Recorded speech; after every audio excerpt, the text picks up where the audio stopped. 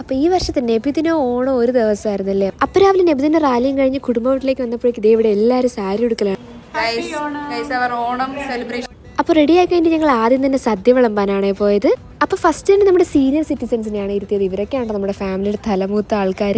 അപ്പോൾ അച്ചാറ്, പച്ചടി, കിച്ചടി, അവിയൽ അങ്ങനെ എല്ലാം വന്ന് ലാസ്റ്റ് നമ്മുടെ ട്രിവാൻഡ്രംകാരുടെ സ്പെഷ്യലായ ബോളിയും പാൽപ്പായസങ്ങളായപ്പോഴേക്കും അയവ അടിപൊളി.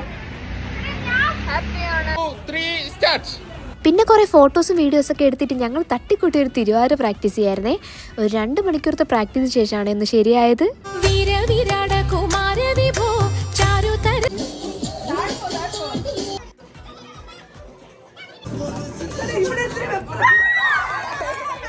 അപ്പോൾ നമ്മുടെ കലാപരിപാടികളെല്ലാം കഴിഞ്ഞ ശേഷം വൈകുന്നേരം ടെറസിൽ ഇരുന്ന് കുറേ നേരം വർത്തമാനവും പറഞ്ഞ് രാത്രി ബാക്കി വന്ന സദ്യയുടെ ബാക്കിയും കഴിച്ചതിന് ശേഷമാണ് കേട്ടോ എല്ലാവരും വീട്ടിൽ പോയത്.